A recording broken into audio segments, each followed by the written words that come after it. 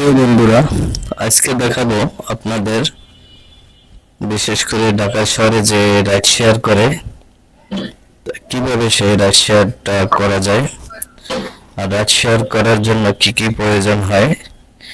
যারা একটি বাইক আছে, বেকার বসে আছেন, তারা চাইলে এভাবে রাইড শেয়ার করতে পারেন।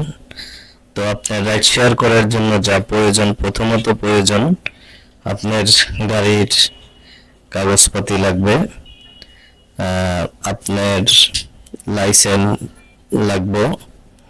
তা দিয়ে আপনি পাঠাও বা উবারে আপনার একটা অ্যাকাউন্ট তৈরি করতে হবে।